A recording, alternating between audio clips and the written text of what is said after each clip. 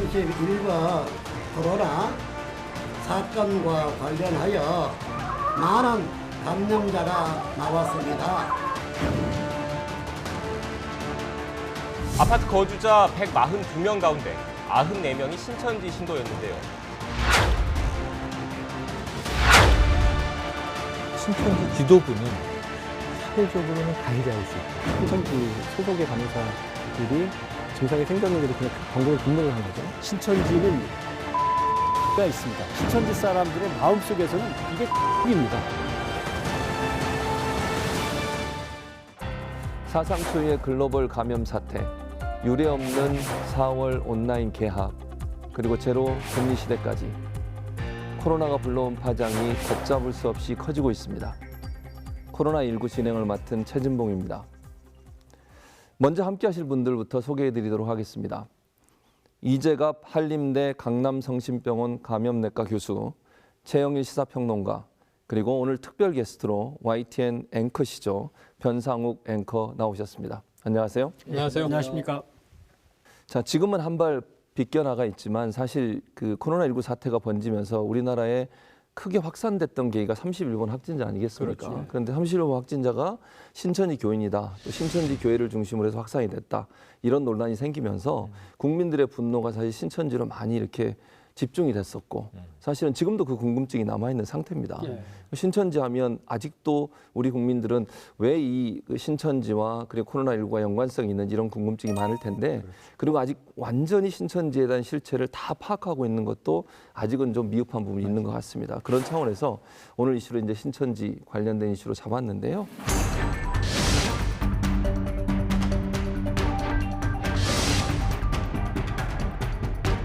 국내에서의 방역 관리는 어느 정도 안정적인 단계로 들어선 것 같습니다. 그동안 청정 지역이었던 대구 경북에서 하루 사이에 코로나19 확진 환자가 이렇게 13명이나 발생하면서 지역사회가 큰 혼란에 빠졌습니다. 네, 확진자 가운데 10명은 31번 환자가 다녀간 종교시설에서 감염된 것으로 추정되고 있습니다.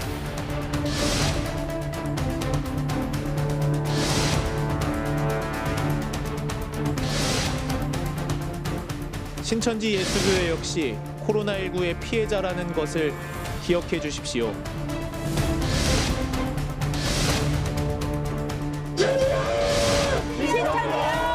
정말 면목이 없습니다. 사죄의 일을 위해서 여러분들에게 엎드려 사죄를 하겠습니다.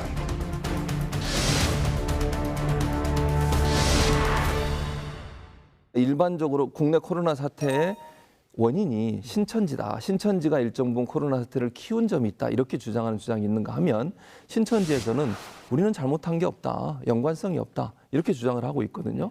자, 최영일 평론가는 어떻게 보세요? 그러니까 신천지는 우리는 피해자다 이렇게 이야기했죠. 저는 이렇게 좀 구분하고 싶어요. 예. 이 다수의 신천지 신도들은 바이러스의 피해자가 맞다. 예. 하지만 신천지 지도부는 사회적으로는 가해자일 수 있다. 저는 이렇게 봅니다. 아, 그렇군요. 오늘 변상욱 앵커는 어떻게 보세요? 그럼 내가 걸리는 건 어쩔 수 없지만 걸린 다음에 해야 될 일은 분명히 있는데 그 부분에서는 신천지 사람들 나름대로 책임도 있다 이렇게 보죠. 사실 전 세계적으로 이런 유행 형태는 한 번도 없었거든요. 그렇죠. 전 세계적으로 신천지 같은 유행은 전혀 없었다. 저는 이제 변상욱 앵커는 오늘 특별히 다른 데서 하지 않으셨던 말씀을 하셨으면 좋겠어요. 네. 기대하고 있습니다. 자, 근데 일단 한번 이 말씀 꼭 드리고 가야 될 것 같아요. 우리 제작진이 사실은 신천지에 계속 연락을 했어요. 입장을 들어보려고. 근데 신천지 측에서 답변을 안 해주고 연락이 안 돼서 추후로라도 우리가 이제 방송하고 나면 신천지에서도 뭐 해명을 하거나 아니면 뭐 반론이 있으시면 꼭 연락 주시면 저희가 다음 방송에서 반드시 그 부분을 반영하도록 하겠습니다. 그러니까 걱정하지 마시고 혹시나 반론이 있거나 해명 자료가 있으시면 꼭 저희 제작진에게 연락 주시길 바랍니다.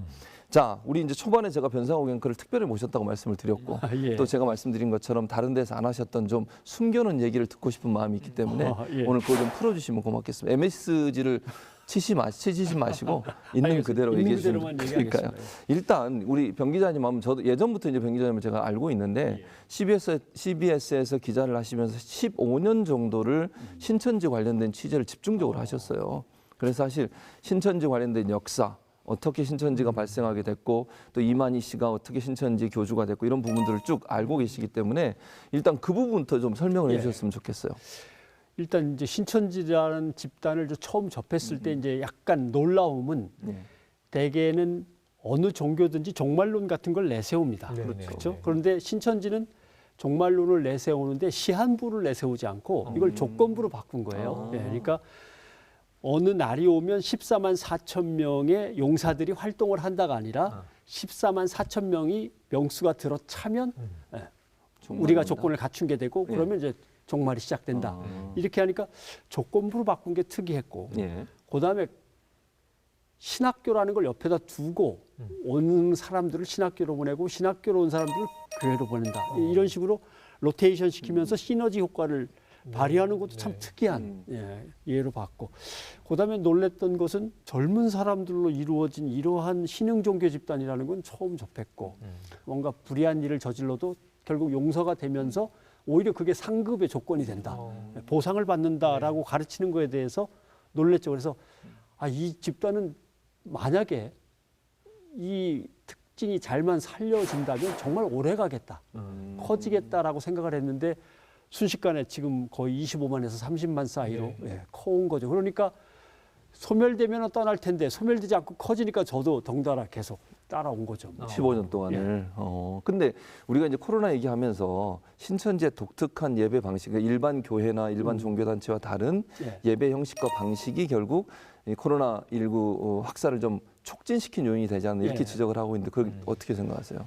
첫째는 조직, 두 번째는 양태, 세 번째는 감독 관리라고 하는 특징이 있는 거죠. 맨 처음에 31번 환자에게서 300명이 모여서 예배를 받다라는 얘기를 듣는 순간 이제 제일 먼저 떠오른 걱정은 방역 당국이 저걸 300명으로 정말 알아듣는 어떡하지 이거였어요. 그래서 바로 이제 관계 요래 얘기를 하면서 300명이 모였다는 뜻은 한 번 모이고 끝났다는 게 아니고 300명이 모인 다음에 내려가서 각자 모임이 또 있고 그 밑에 각자 모임이 또 있고 거기서 또 흩어져서 분과 모임이 따로 있고 그다음에 이 300이라는 뜻은 수요일 날 모일 300이 있고 거기에 참석을 못했으면 다른 모임에 또 300명이 모여야만 출석 점수가 나오는 거기 때문에 그 300은 600이 될 수 있고 그다음에 대구의 숫자가 내가 기억하기로는 10,000명에서 12,000인데 이 300이라는 건 그 건물의 한 층에서 들인 사람이지 여러 층에 300명이 계속 들어가서 그게 몇천 명이 될 수도 있는 건데 그 계산도 해야 되고 그다음에 이제 부수적으로 거기에 엘리베이터를 타고 올라가고 엘리베이터에서 밀집된 상태로 서로 어떤 시간을 보내고 한 것들도 감안한다면 이거는 아마 폭발이라고 봐야지 300명이 아닐 것이다. 이렇게 이제 생각을 했던 거죠. 네. 그리고 또 하나 우리가 이제 궁금했던 것 중에 하나 방역 당국이 찾아낸 내용을 보면 이 신천지와 대남병원의 연관성이 발각이 됐지 않습니까? 그건 사실 아직 풀리지 않은 수수께끼이긴 합니다. 왜냐하면 신천지가 가장 많이 하는 활동이 요양원이나 양로원 같은 데 가서 이제 봉사활동이니까 청도가 신천지로서는 성지이기 때문에 총회장의 고향이니까 거기에 자주 봉사단이 내려갔을 것이고 거기에 또 그 친형이 이제 대남병원에 잠깐 입원이라도 했었기 때문에 그 입원한 병원에 주로 집중됐을 가능성, 거기에서 장례식이 있었기 때문에 장례식에 다 같이 참석했을 가능성, 이 모든 것이 복합적으로 연결되면서 대구의 신천지 교회가 진원지가 된 거 아닌가. 지금으로서는 그렇게 추정을 하는 거죠.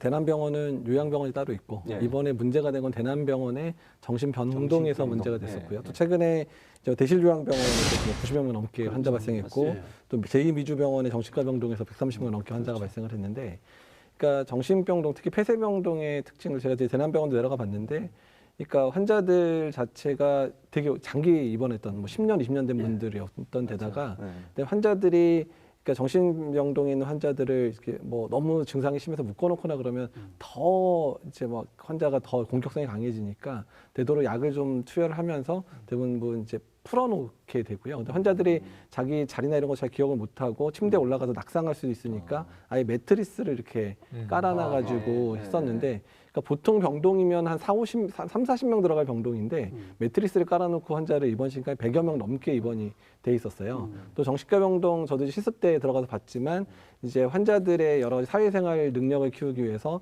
모여서 여러 집단 치료를 여러 개 하고 뭐 노래를 시키기도 하고 뭐 어떤 도구를 가지고 뭐 그림을 그리게 한다든지 이런 걸 하다 보니까 이 그룹으로 한번 뭐 저 그룹으로 한번 이런 식으로 계속 밀접한 접촉들이 그 안에서 계속 일어나기 때문에 환자 한 명이라도 발생하면 전체가 다 발병할 수밖에 없는 구조일 수밖에 없고요.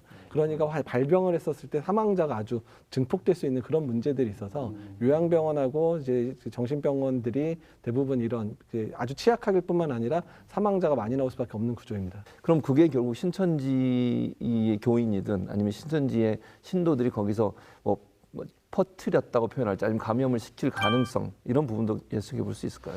그러니까 이제 그 부분이 아직까지 명확하게 밝혀지지 않았는데 여러 가지 추정 경로들이 있긴 있습니다. 그러니까 이제 뭐 병동에 면회를 오는 보호자들 통해서 환자가 발생할 수도 있었고 아니면 이제 병동에서 근무하는 여러 직종이 있죠. 뭐 간병인부터 시작해서 의료진들이 이제 만약에 그쪽에 그 장례식장에 있었던 분들이 뭐 밖에서 뭐 담배를 핀다든지 아니면 밖에서 뭐 얘기를 한다 보면 거기에 환자가 있었으면 거기서 섞이면서 거기서 전파된 사람들이 병동으로 이제 바이러스를 가지고 들어갈 수 있으면 여러 가지 그런 추정되는 부분들이 아직까지 명확지는 않은데 어떻든 간에 그 근처에 환자들에 환자일 수 있는 분들이 많이 오고 간 정황들이 있기 때문에 그런 경로를 통해서 아마 병동으로 환자가 가진 바이러스가 전해지지 않았을까 이런 얘기가 돌고 있습니다. 그럴 가능성이 있다는 말씀이시죠. 네. 한마음 아파트가 또 논란이 됐었잖아요, 사실. 거기가 집중적으로 이제 신천지 교인들이 많이 살고 있었고, 특히 이제 신천지라는 게 밝혀지면 가족에 내에서 갈등이 생기고, 그렇게 되면 신천지에서 일부 이제 주장입니다, 이거는. 그러면 집을 나와라. 이렇게 지시를 하고, 그래서 집을 나와서 독립된 공간에 사는데 그분들이 함께 모여 사는 거 아니냐. 이런 지금 추정이 나오고 있는 상황이거든요.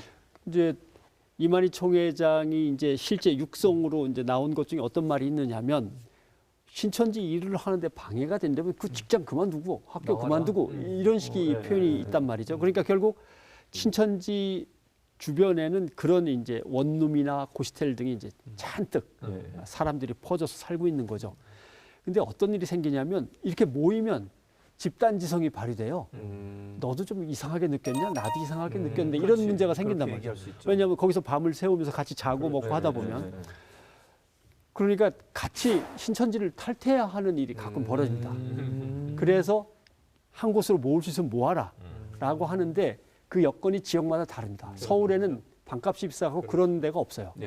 근데 대구의 한마음 아파트는 85년도에 지은 아주 오래된 낡고 값이 싼 그다음에 젊은 여성들이 안심하고 들어갈 수 있는 시스템이 있고 그리로 많이 모인 거죠. 그러면 신천지 입장에서는 감독관을 거기에다 묻게 한다거나 감독관을 수시로 가보게 한다거나 해서 통제가 쉬워져서 제가 파악하기로는 강원도하고 경북, 대구가 그런 대규모 시설이 제일 많습니다. 지역사회의 슈퍼 전파자로 남게 되거나 또는 이 사람들이 감염을 시킬 수 있는 요인으로 아직도 작용할 가능성이 있지 않을까 하는 위험성이 있는데 이 교수님 어떻게 보세요? 뭐 지금이야 이제 시간이 많이 지났기 때문에 이제 그분들도 지역사회 내에서 감염이 돼서 뭐 한 명의 이제 감염자가 될 수 있는 상황이긴 하지만 그러니까 신천지 상황이 벌어졌을 때 숫자가 막 늘어나는 걸 보면 사람들이 얘기했던 게 이게 31번 환자가 시작이 아니겠구나 생각을 했어요. 왜냐하면 그 전에 자기네들끼리 이제 전파시키고 아까 말씀하신 대로 이 그룹 저 그룹 이렇게 모임을 가져가면서 그게 전체적으로 흩어지는 그런 모습들인데 그게 이제 어쩌면 이 종교 집단이 가진 특징 때문에 벌어진 사건이거든요. 아무리 어떤 국내에서 열심히 모이는 교회라고 해도 한 교회에서 만약에 집단 발병했다고 5천 명 이상의 환자가 발생할 수 있는 교회는 사실 없어요. 근데 이쪽 교회들은 자기네들끼리 그런 네트워킹들, 또 일부는 자기네들끼리 공동생활을 하면서 같이 이제 숙식도 같이 하는 상황들, 그리고 여러 가지 모임을 통해서 같이 다니다 보니까 이게 이 그룹 저 그룹에서 계속 이렇게 확 이렇게 번져가는 양상을 보일 수 있었기 때문에 종교적인 집단의 특징 때문에 전 세계에서 유례를 찾을 수 없는 그런 이제 발병 양상을 보이지 않았을까 생각이 듭니다. 지금도 그러니까 우리가 찾아내서 확진자로 밝혀내지 못했지만 감염이 돼서 무증상 상태로 활동을 하거나 움직일 가능성을 전혀 배제할 수는 없는 건가요? 지금 이제 시간이 많이 지났으니까 그 안에서 감염된 사람들이 지금까지 남아있을 가능성은 높지는 않은데 다만 걱정이 되는 거는 만약에 숨겨진 사람들이 있다면 그 사람들이 다 걱정인 이유는 뭐냐면 자기 존재를 더 드러내지 못하잖아요. 그렇죠. 그러니까 오히려 이제 명단에 있으면 명단에 있는 사람들이야 뭐 어쩔 수 없이 나와서 검사를 받지만 숨겨진 사람들이 있다면 그 사람들 그 안에 더 숨어 들어갈 거니까 오히려 증상이 있어도 검사받으러 나오지도 못하는 상황들이 될 수도 있기 때문에 오히려 그런 거를 더 저희가 음성화된 신도들을 더 문제를 삼고 있습니다. 여기서 고민이 되는 건 이런 지점이에요. 우리가 신천지라고 이제 이렇게 규정을 해놓고 예. 지금 이제 분석과 내용을 이제 진단해보고 있지만 예. 사실 저는 신천지를 이번에 좀 더 자세히 알게 됐고 예전에 듣긴 듣는데 아 그런 뭐 새로운 종교가 있다더라 기독교의 한 종파인데 뭐 이단이라더라 사입이라더라 상당히 우려하는 사람도 있고 그게 뭐야 이렇게 별로 신경 안 쓰는 사람도 있었는데 주변에 이번에 이제 바이러스 사태와 함께 신천지에 대해서 알게 되는 거예요. 그렇죠. 맞습니다. 그런데 여기에 굉장히 강력한 강점이 있어요. 거기는 빠져나갈 수 없게 움켜쥐고 있으니까 이건 저는 이런 상황에서는 아주 위험하게 의도하진 않았지만 위험하게 작용하는 공동체, 조직, 집단으로 이렇게 급부상할 수 있구나. 이건 한국 사회의 좀 특성이 아닐까요? 감염과 방역의 차원에서 제일 어려운 부분이 이제 여기에 있는데 신천지는 신천기가 있습니다. 그러니까 예를 들면 지금은 2019년 2020년 이렇게 따지는데 연대를- 단기로 그렇군요. 신천지 34기 그런 네, 식으로. 신천지가 네. 생긴 것부터 국가의 기원으로 보는 거죠. 그럼 국기가 따로 마련돼 있고 그래서 그렇죠. 신천지 사람들의 마음속에서는 이게 조국입니다. 그러니까 국가에서 방역과 관련해서 이런 조치 저런 조치를 갖다 당부하고 하면 그건 그렇다고 치고 내가 뭐 어쩔 수 없이 국적은 이걸로 돼 있으니까 그러나 신천지라고 하는 또 하나의 국가 시스템에서는 뭐라고 명령하는지가 더 중요한 거죠. 예, 그래서 네. 신천지에서 검진 안 받으면 아무튼 못 예배 못 들어온다. 보게 할 거야. 그러니까 아마 몰려갔을걸요, 이 교수님. 사실 이제 저희 병원 맞은편에 또 신천지 교회가 있거든요. 근데 한 2주 동안 저희 거의 뭐 하루에 100명 이상씩 이상하게 젊은 분들이 계속 왔는데 아무래도 그분들이 다 이쪽 분들이 아니었을까 생각이 들더라고요. 네. 근데 콜록콜록 하면서 옵니까? 그냥 건강한 모습으로 와서 그냥 해달라고 그러는 아픈 것처럼 하지 않아요, 오면서? 그러니까 연락을 제대로 받은 사람은 아픈 척하고 와서 검사를 하고 네. 근데 이제 아무 증상 없는데 와서 보면은 이제 본인이 비용 낸다 그러면 한참 다시 돌아가서 제가 생각해봤더니 기침이 나는데 근데 이미 차트에는 증상 없다고 써 있으니까 뭐 며칠 더 그러면 이제 가더라고요. 그래서 며칠 있다가 또 또 와서. 증상이 생겼다 그러면서 와서 검사받고 막 그랬습니다.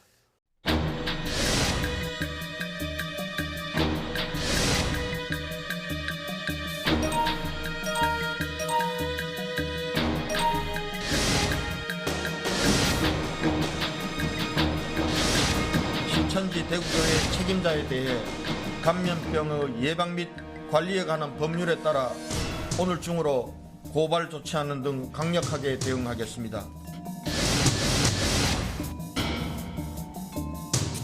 네, 아무래도 신천지 교인분들이 모임도 많으시고 그러니까 자가격리 하셔도 말씀 안 하고 본인들끼리 모여서 하는 모임이 많을 것 같아서 좀 불안한 것 같아요. 이제 바로 내 주위에서 병원 개설되고 아파트 전체가 또 그것도 격리된 상태에서 하고 있으니까 정말 지금 너무 불안합니다.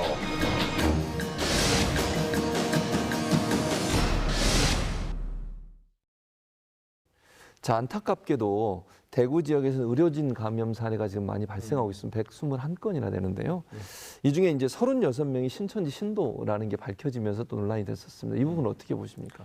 사실 근데 이제 그 발표가 있었을 때 이게 신천지 얘기가 같이 나오면서 대구 지역에서 일단은 엄청나게 고생하면서 환자를 봤던 분들이 또 일부가 또 신천지나 이런 거를 이제 매도당하는 부분 때문에 상당히 좀 거세게 이제 항의가 좀 있긴 있었는데 신천지 출신 의료진들은 조금 달랐어요.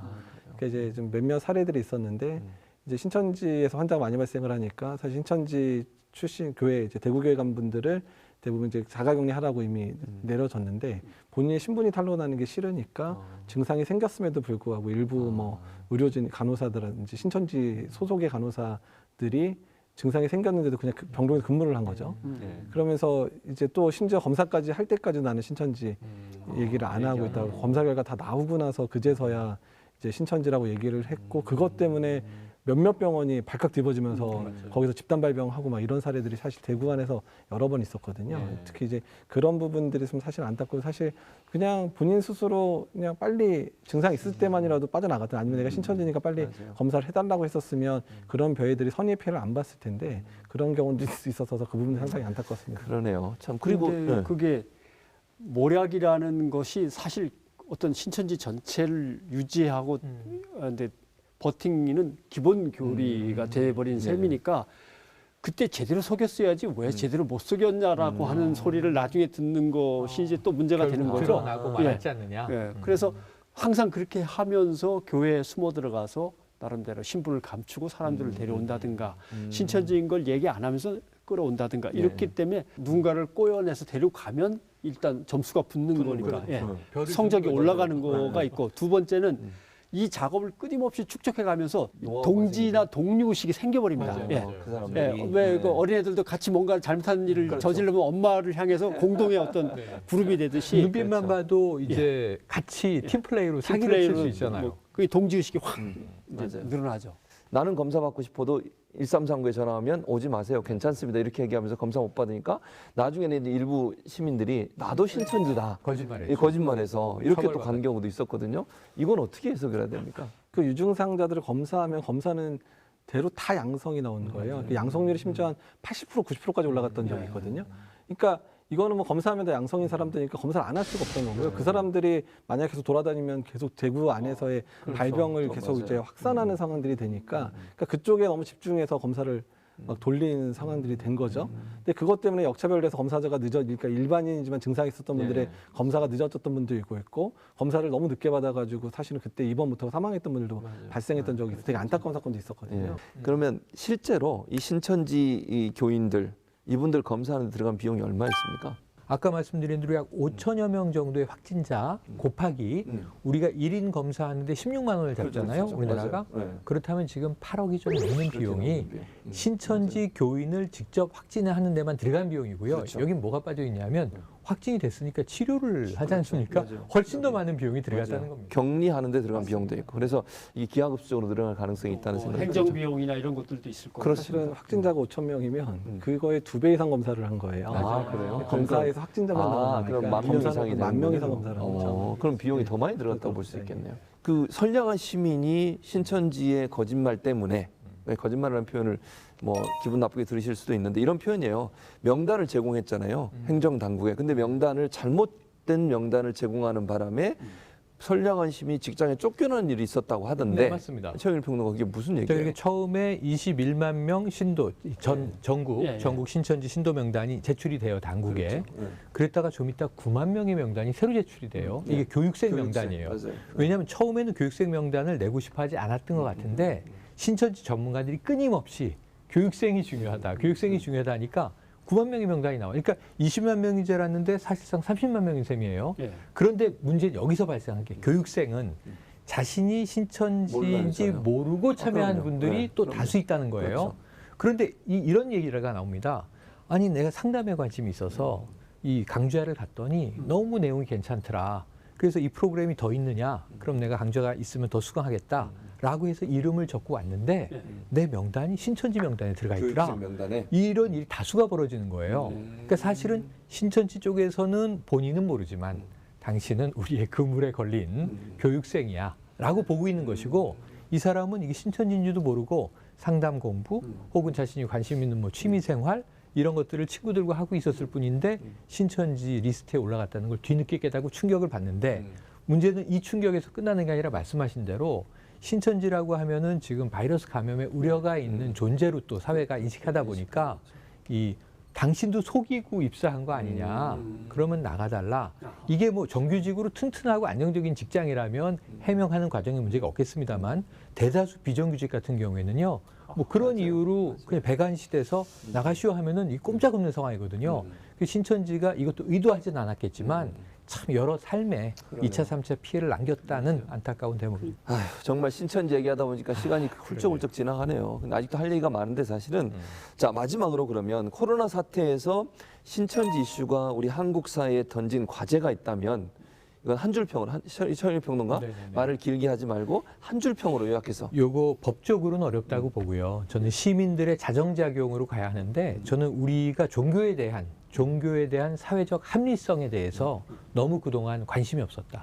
근데 사회와 공동체와 동떨어진 종교는 우리가 용인하지 말았어야 하는데 종교에 대해서는 너무 좀 무제한의 자유를 주었던 것 아닌가 하는 반성을 해봅니다. 네. 자, 이정엽 교수님.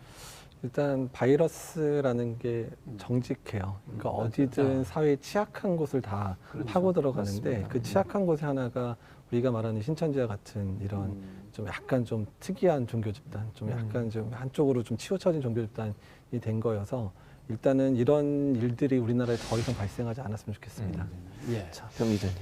사회 약한 부분에 대해서는 사회적 안전망을 미리미리 갖춰야지, 안 그러면 이런 사태는 또 언제 어떤 요인을 만나서 벌어질지 모르겠다라는 걸 이번에 교훈으로 생각합니다. 예, 정말 그 좋은 말씀 해주셨고요.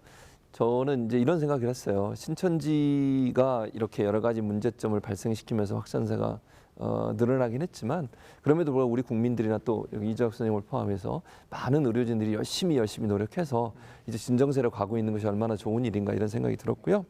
더 이슈 진단 코로나19 오늘 방송 어떻게 보셨습니까?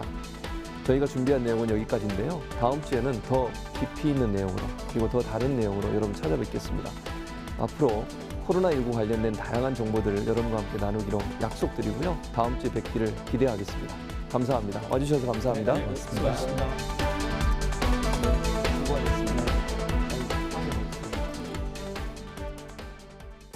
사회적 거리두기를 실천하다든가 손 씻기를 실천한다든가 어떤 한 텀을 잡아서 정말 다 같이 해야지 일찍 끝나지. 오래 갈 것 같아요. 왜냐하면 백신이나 아니면 치료제가 있어야 돼요. 그래야 빨리 끝날 수 있는데 지금 상태로 보면 백신이나 치료제가 없어가지고 당분간 계속 갈 것 같습니다. 안타깝지만.